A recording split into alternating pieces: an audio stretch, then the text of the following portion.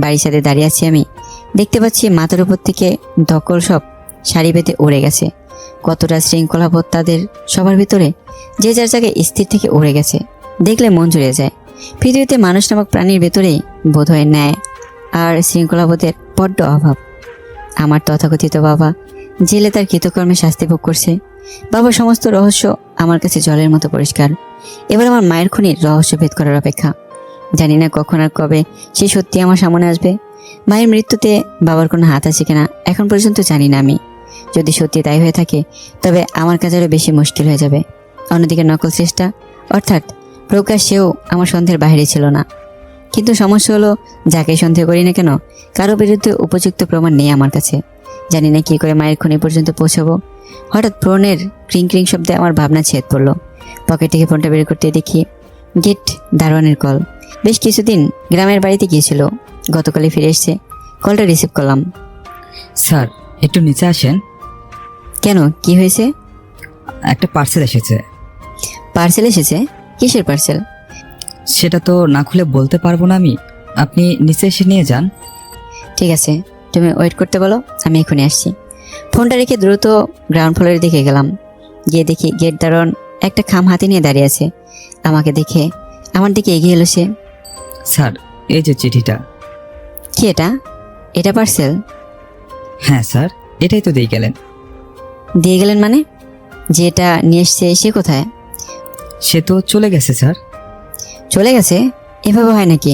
পার্সেলে delivery ক্ষেত্রে কিছু protocol থাকে, উনি সেগুলো না মিটিয়ে চলে গেলেন। অদ্ভুত। আমি বলেছিলাম তাকে। আর স্যার, ওনাকে দেখে মনে হলো না উনি প্রফেশনাল কেউ। আচ্ছা যাই হোক স্যারও, তবে তোমার তাকে চলে যেতে তো আর ঠিক হয়নি।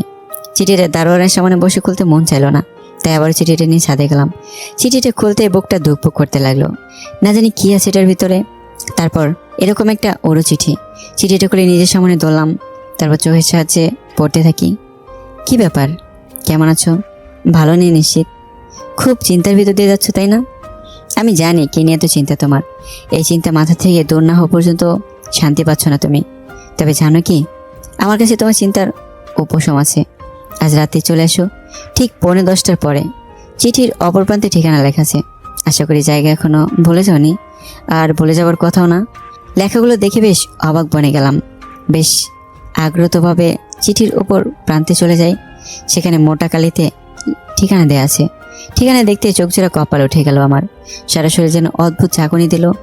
এ আর অন্য জায়গা নয়, আজ থেকে 1 বছরের বেশি সময়ের আগে যে জায়গায় আমার মায়ের খুন হয়েছিল সেই জায়গারই ঠিকানা। আর সময়টা 10:45। সেই রাতে 10:45টার দিকে আমার মায়ের খুন হয়েছিল। তার মানে এই চিঠির সাথে আমার মায়ের খুনের কোনো না কোনো যোগাযোগ আছে। তা না হলে এতগুলো পয়েন্ট এভাবে মিলে যাবে কেন? এক প্রকার আশ্চর্য রকমের উত্তেজনা কাজ করছে আমার ভেতর। এক্ষুনি শ্রেষ্ঠের সাথে এই বিষয়ে কথা বলতে হবে। এইভাবে শ্রেষ্ঠের রুমের দিকে ছুটে গেলাম। আমি জানি ও আমার মতোই অবাক হয়ে যাবে চিঠিটা দেখে। আর তাছাড়া আমার মায়ের খুনিকে শনাক্ত করতে পারলে আমার থেকে শ্রেষ্ঠ বেশি খুশি হবে আমি জানি। ওর থেকে বড় শুভাকাঙ্ক্ষী আমার জীবনের কি আছে? কিন্তু এসে দেখতে পাই শ্রেষ্ঠ নেই ওর রুমে। পুরো বাসা তন্ন তন্ন করে খুঁজলাম, কেউই কোথায় নেই। কি ব্যাপার বুঝলাম না। শ্রেষ্ঠ আমাকে না বলে বাসা থেকে বেড়ে যাবে এই পাত্রী তো নয়। ওর এই আচরণে অবাক না হয়ে পারছি না। একটা কাজ করা যায়, ও বাসা থেকে বেরিয়ে গেলে গেট দেওয়ার নিশ্চয়ই তো জানার কথা। ওকে জিজ্ঞেস করলে হয়তো কিছু জানতে পারবে। শ্রেষ্ঠের ফোনে একটু সমস্যা আছে, তাই ফোন দিয়ে লাভ হবে না। তাছাড়া প্রজ্ঞার মা একটু বাইরে গিয়েছে দুপুরের পর। গ্রাউন্ড ফ্লোরে যাওয়ার জন্য দরজার দিকে পা বাড়ালাম। ঠিক তখন শ্রেষ্ঠের ঘরে ঢুকে পড়লো। আমাকে আচমকা দেখেই যেন অবাক হয়ে গেল। কি হলো শ্রেষ্ঠা, কোথায় গিয়েছিলে? সে কখন থেকে খুঁজে মরছি তোমায়। একটু বাইরে গিয়েছিলাম, কাজ ছিল। কি হলো শ্রেষ্ঠা, ঠিক আছো তো তুমি? তোমাকে বিচলিত লাগছে কেন? কি যে বলো না, আমি ঠিক আছি। আচ্ছা বসো, একটা জরুরি কথা বলার আছে তোমাকে। কি জরুরি কথা বলো? এই চিঠিটা দেখো। এই চিঠি লেখাগুলোর সাথে আমার মায়ের মৃত্যুর একটা অদ্ভুত কানেকশন আছে। পড়ে দেখো এটা তুমি। এইমাত্র চিঠিটা হাতে এলো আমার। মনে হচ্ছে মায়ের খুনিকে খুব তাড়াতাড়ি ধরে ফেলতে পারবো আমরা। এই বলে চিঠিটা চেষ্টার দিকে এগিয়ে দিলাম, কিন্তু এ যেন খুব একটা অবাক হলো না। চিঠিটা দেখে যতটা অবাক হওয়ার কথা ছিল, আমার এমন মনে হচ্ছে এই চিঠিটার ব্যাপারেও আগে থেকেই অবগত, তাই এতটা স্বাভাবিক আচরণ করতে পারছে। কিন্তু সেটা কি করে সম্ভব? কিন্তু পরক্ষণে মনে হলো অতিরিক্ত টেনশন আর উত্তেজনা বশত আমি বোধহয় একটু বেশি ভাবছি চেষ্টাকে নিয়ে। আর যাই হোক, পৃথিবী উল্টে গেলেও আমার মায়ের খুনের ব্যাপারে চেষ্টাকে সন্দেহ করতে পারি না আমি। আসলে পাশের মানুষদের সন্দেহ করতে করতে আমার মনে সন্দেহর বীজ দানা বেঁধে আছে, যাকে তাকে সন্দেহ করে ফেলছি। তবে যাই হোক না কেন, এটা ঠিক আজ রাতে ওই জায়গায় কিছু একটা ঘটতে চলেছে আমার সাথে।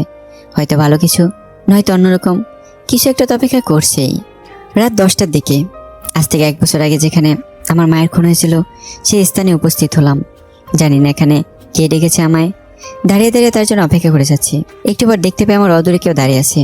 শীতের রাত, কুয়াশার চাদরে চারদিক ঘিরে আছে, তাই দূর থেকে তার ছায়া ছাড়া আর কিছুই দেখতে পারছি না।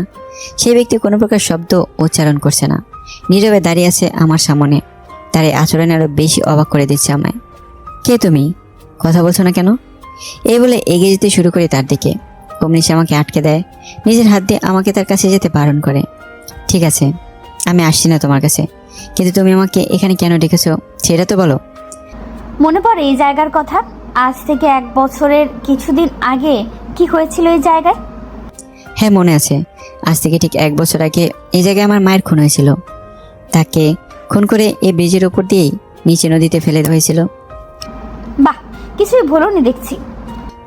সেদিন যে খুন হয়েছিল সে আমার মা হয়, যার গর্ভ থেকে জন্ম হয়েছিল আমার। তোমার কি মনে হয় কেউ নিজের মায়ের মৃত্যুর ঘটনা এত সহজে ভুলে যেতে পারে? ঠিক বলেছ। জীবনে মানুষের সাথে কখনো কখনো এমন কিছু ঘটে যা চাইলেও সে ভুলতে পারে না। তার ভেতরে তোমার মায়ের মৃত্যুর ঘটনা অন্যতম। তুমি আমাকে এখানে কেন ডেকেছো বললে না কিন্তু। বলবো, আজকে সবকিছু বলার জন্য তো ডেকেছি তোমায়। তো এত সময় নিচ্ছ কেন? বলো কেন ডেকেছো আমায়? মেয়েটার কথাগুলো শুনে আবারও বিস্ময় হয়ে উত্তেজনা ঘিরে ধরলো আমায়। মনে মনে যা ভেবেছিলাম তাই হতে চলছে। ওর সাথে আমার মায়ের মৃত্যুর সম্পর্ক আছে নিশ্চিত, কিন্তু মেয়েটার পরিচয় না জেনে আমি ওর সাথে এ বিষয়ে কথা বলতে চাইছি না। কে তুমি? তুমি এত কিছু কি করে জানো? আগে নিজের পরিচয় দাও। আমার পরিচয় জানাটা জরুরি নয়, তবে হ্যাঁ, তোমাকে আমার পরিচয় নিশ্চয়ই দেব। না, এখন বলতে হবে কে তুমি। তুমি আমার মায়ের মৃত্যুর রহস্য জানাতে এসেছো তাই না? তবে শুনে রাখো, আমি আগে তোমার আসল পরিচয় জানবো, তারপরে তোমার সকল কথা শুনবো, তার আগে নয়। যদি এমনটা হয় তবে শোনো, আমি সেই মানুষ যার হাতে তোমার মায়ের খুন হয়েছিল। আমার মায়ের খুন তোমার হাতে হয়েছিল? দেখো, আমি তোমার কথা বুঝতে পারছি না কিছুই। যদি তাই হয়ে থাকে তুমি এতদিন কোথায় ছিলে, আর এতদিন পরে বা কেন এলে? বলবো, আজকে সব বলবো তোমায়। আমিও চাই নিজের ভরাক্রান্ত মনকে হালকা করতে, নিজেকে অন্তর্দহন থেকে নিস্তার দিতে। তবে এই সমস্ত কিছু তখনই সম্ভব হবে যখন তুমি আমার দেওয়া শর্তটা মানবে। শর্ত? কিসের শর্ত? আগে কথা দাও, তুমি আমার শর্ত পালন করবে, কোনো প্রশ্ন করবে না। আর আমি জানি সেটা সম্ভব তোমার কাছে। তুমি হয়তো এখনো বুঝতে পারছো না মায়ের খুনের রহস্য জানার জন্য কতটা মরিয়া হয়ে আছি আমি দীর্ঘ 1 বছর ধরে। বলো কি শর্ত তোমার? তোমার সকল শর্ত মানতে আমি রাজি। এই পিস্তলটা নাও। পিস্তল কেন? পিস্তল দিয়ে কি হবে? যখন আমার সমস্ত ঘটনা বলা শেষ হবে, তুমি যদি চিনতেও পারো আমায়, আমি তোমার যতই কাছের লোক হই না কেন, আমি আদেশ করা মাত্র এই পিস্তলটা আমার মাথা বরাবর চালিয়ে দিতে হবে তোমায়। এমনভাবে চালাবে যাতে টার্গেট মিস না হয়, কারণ তোমার টার্গেট মিস হলে আর মরতে পারবো না আমি। তোমার মাথাটা কি খারাপ হয়ে গেছে? কি বলছো এসব? আমি তোমাকে খুন করতে যাবো কেন? যদি তুমি কোনো অন্যায় করেই থাকো তবে আইন বিচার করবে তোমায়, আমি নই। বিশ্বাস করো, যে অন্যায় করেছে আমি, কোনো আইন আমার জন্য পর্যাপ্ত নয়। সেদিন তোমার মাকে খুন করেছি আমি, আজ আমায় খুন করে তুমি তোমার মায়ের হত্যার প্রতিশোধ নেবে।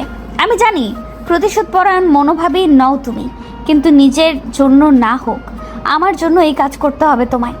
আজকে তোমার হাতে মরতে পারলে সেটাই হবে আমার উপযুক্ত বিচার। তোমার হাতে মরে আজ চির শান্তি লাভ করতে চাই আমি, নয়তো মরেও আমার আত্মা শান্তি পাবে না। তুমি যেগুলো বলছো কিছুতেই সম্ভব নয়, এভাবে হয় না। তাহলে নিজের মায়ের মৃত্যুর রহস্যের ব্যাপারে ভুলে যাও, আমি কিছুই বলতে পারবো না তোমায়। অগত্যা মেয়েটির শর্তে রাজি হলাম আমি। আসল সত্যিটা এইভাবে সামনে পেয়ে হাতছাড়া করতে চাই না আমি। সত্যিই তো, এই সত্যিটা জানতে পারলে আমার অভিশপ্ত জীবনে আর কিছু অপ্রাপ্তি থাকবে না। যদি কাউকে খুন করার পরিবর্তে আমার জীবনের শেষ উদ্দেশ্য পূরণ করতে পারি, তবে সেটাই আমার সার্থকতা। ঠিক আছে, তোমার শর্তে আমি রাজি। এবার বলো, সেদিন কেন আমার মাকে খুন করেছিলে? তুমি আমার মায়ের সাথে এমন কি যোগাযোগ ছিল তোমার? শর্তে রাজি হবার জন্য ধন্যবাদ। শোনো তবে এবার, সেই রাতে এই ব্রিজের নিচে একটা বড় বইমেলা হচ্ছিল। আমিও এসেছিলাম সেই মেলায়। কোনো কারণে আমার বেশ দেরি হয়ে যায়, তাই তাড়াতাড়ি বাসায় ফিরতে পারিনি। এক পর্যায়ে বুঝতে পারি কেউ বা কারা পেছন থেকে ফলো করছে আমায়। ভীষণ অস্বস্তিকর পরিস্থিতির ভেতরে পড়ে গেলাম আমি। যদিও তখন আমি নিশ্চিত ছিলাম না পুরোপুরি এই বিষয়ে। যখন বাসায় ফেরার জন্য নিজের মনস্থির করলাম, তখন আমার ধারণা সত্যি প্রমাণিত হয়। দেখতে পাই 4-5 জন লোক পেছন থেকে আমার উপরে নজর রাখছে। তখন মেলা শেষের পর্যায়ে একটা সাংস্কৃতিক অনুষ্ঠান হচ্ছিল। বেশিরভাগ মানুষ সেই অনুষ্ঠান দেখতে ব্যস্ত ছিল। যখন আমি মেলা থেকে বেরিয়ে আসতে যাব, ঠিক তখন আমায় কিছু বুঝে ওঠার আগে কিছু সুযোগ না দিয়ে এই লোকগুলো ধাওয়া করা শুরু করলো। আমি আদৌ জানতাম না তারা কারা আর ঠিক কোন কারণে ধাওয়া করছে আমায়। এরপর দেখতে পাই সেই গুন্ডার দলদের সাথে একজন মহিলাও আছেন। যদিও অন্ধকারে তার ফেসটা সেইভাবে দেখতে পাইনি আমি। গুন্ডাগুলোদের ভেতরে একজন আমায় উদ্দেশ্য করে একটা ছুরি ছুঁড়ে মারলো। যদিও একটুর জন্য তাদের লক্ষ্য ব্যর্থ হয়, সাথে সাথে ছুরিটা কুড়িয়ে নেই আমি। তারপর ছুটতে ছুটতে একটা ঢিবির পিছনে গিয়ে লুকাই। আমি বহুবার চেষ্টা করেছি মেলার শোয়ের স্টেজের জায়গায় যেতে, কিন্তু গুন্ডাগুলো কিছুতেই যেতে দেয়নি আমায়। এক পর্যায়ে সবার পায়ের আওয়াজ থেমে গেল। আমি ভাবলাম হয়তো সবাই সরে পড়েছে, তাই ধীরে ধীরে ঢিবির পেছন থেকে বেরিয়ে আসি। অমনি একটা মহিলার সাথে ধাক্কা লাগে আমার। ভয় আর আতঙ্কে সে সময় মাথা কাজ করছিল না আমার। আর কোনো কিছু না ভেবে ছুরিটা সোজা সেই মহিলার পেট বরাবর চালিয়ে দিলাম। মুহূর্তেই মাটিতে লুটিয়ে পড়লো সে। তারপরেই বুঝতে পারি আমি কত বড় একটা ভুল হয়ে গেছে আমার দ্বারা। ইনি আসলে সে নন যে ওই গুন্ডাগুলোর দলে ছিল, সে ছিল তোমার মা। এই ঘটনা হতবিম্বল করে দেয় আমায়। কি করব বুঝতে পারছিলাম না আমি। কিছুতেই মানতে পারছিলাম না আমার হাতে আমার হবু স্বামীর মায়ের খুন হয়ে গেছে। এইভাবে অনেকক্ষণ দ্বিধা দ্বন্দ্বে ভোগার পরে সিদ্ধান্ত নিলাম আমি পালিয়ে যাব। কারণ সেই মুহূর্তে সত্যটার মুখোমুখি হবার মতো সাহস হচ্ছিল না আমার। যে ভাবনা সেই কাজ। তোমার মায়ের লাশ ফেলে রেখে পালিয়ে গেলাম আমি। কাউকে কিছু জানতে দেইনি, বুঝতেও দেইনি। এই সত্যটা দীর্ঘ 1 বছর লুকিয়ে রেখেছি আমি।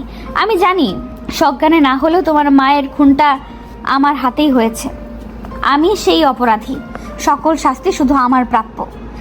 এতক্ষণ অবাক হয়ে শ্রেষ্ঠার কথাগুলো শুনছিলাম।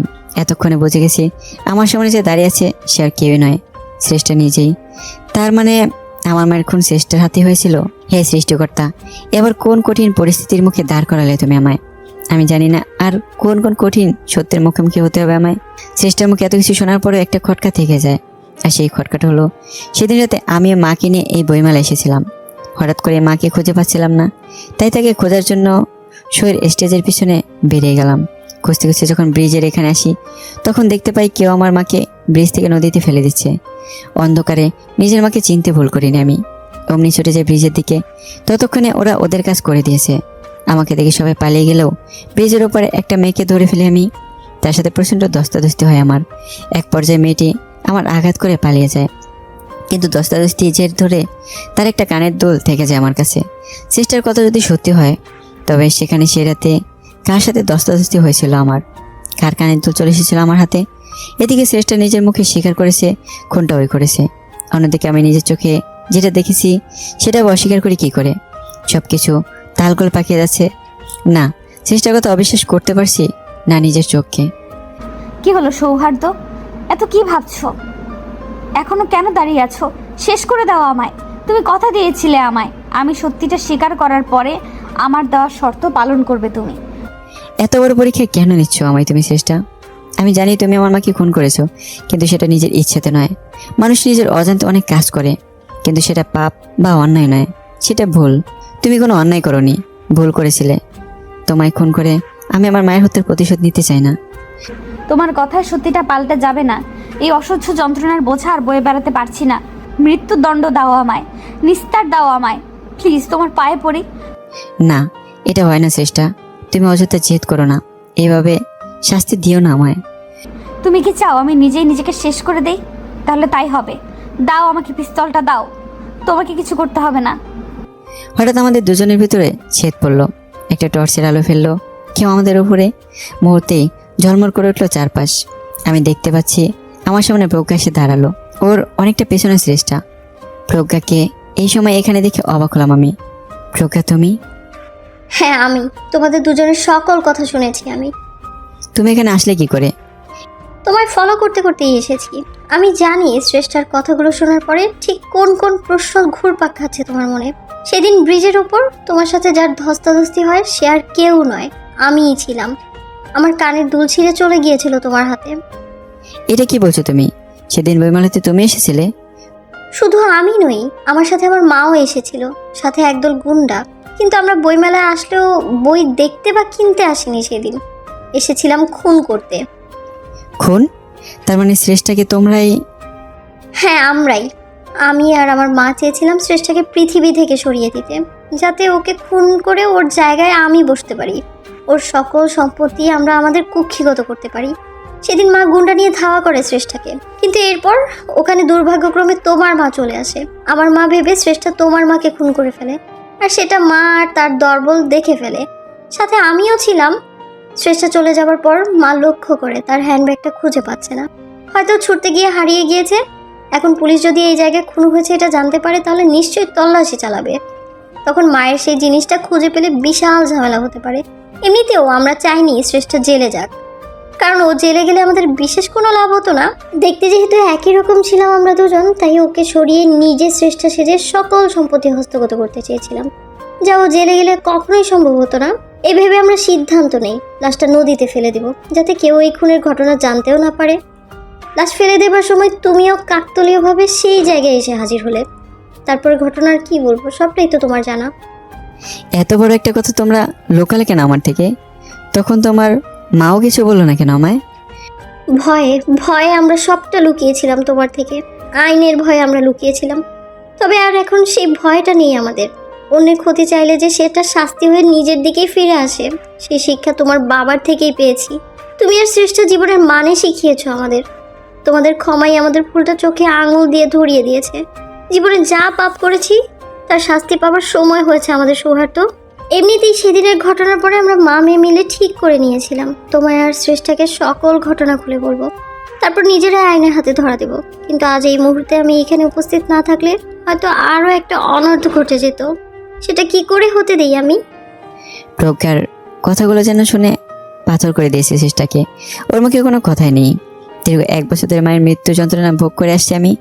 আজকে তার মৃত্যুর আসল রহস্য জানতে পারলাম। জীবনের নানা ঘাত প্রতিঘাত পেরোতে পেরোতে নিজের মনটাও অজান্তে কখন যে পাথরের ন্যায় শক্ত পদার্থে রূপান্তরিত হয়েছে বুঝতে পারিনি। তাই এত নিষ্ঠুরতা নিজের কানে শোনার পরেও স্থির হয়ে থাকতে পারছি। প্রজ্ঞার প্রতি এখন আর কোনো রাগ বা ক্ষোভ নেই আমার। ও আর ওর মা নিজেদের ভুলটা বুঝতে পেরেছে। ওরা নিজেদের আইনের হাতে শপথ করে দিয়েছে। ওদের দুজনের এই শোধরানোর পেছনে আমার শ্রেষ্ঠের ভূমিকা রয়েছে। এত লোভী আর নিষ্ঠুর দুজন মানুষকে বদলে দিতে পেরেছে মন থেকে। এর থেকে বড় প্রাপ্তি আর কি হতে পারে? এর বেশ কয়েক মাস পরে জেল গেট থেকে আমি আর শ্রেষ্ঠা বেরিয়ে এসেছি। আমাদের হাতে 1 মাসের একটি বাচ্চা। কি ভাবছেন, বাচ্চা নিয়ে জেল গেট থেকে বের হলাম? সমস্ত অপরাধ স্বীকার করার পর আদালতে প্রজ্ঞা আর ওর মায়ের যাবজ্জীবন কারাদণ্ড জারি করে। এর কিছুদিন পরে জানতে পারি শ্রেষ্ঠা প্রেগন্যান্ট। আমার সন্তান বড় হচ্ছে ওর গর্ভে। প্রজ্ঞা আমাদের অনুরোধ করে ওর বাচ্চা যেন আমরা দুজন প্রতিপালন করি, তাতে কিছুটা হলেও ওর পাপের প্রায়শ্চিত্ত হবে। সত্যি বলতে বাচ্চাটা যে আমারই অংশ। ওর মা যেমনই হোক না কেন, আমি নিজেই ওরসকে অস্বীকার করতে পারি না। প্রজ্ঞার সাথে ডিভোর্সের পরে শ্রেষ্ঠাকে বিয়ে করে আবার ঘরের বউ করে নিয়েছি। আগেই ও মন থেকে মেনে নিয়েছে আমার সন্তানকে। আমাদের ছেলে সন্তানের নাম পরিবর্তন করে রেখেছি আমরা। নামটা অবশ্য আমার দেওয়া নয়,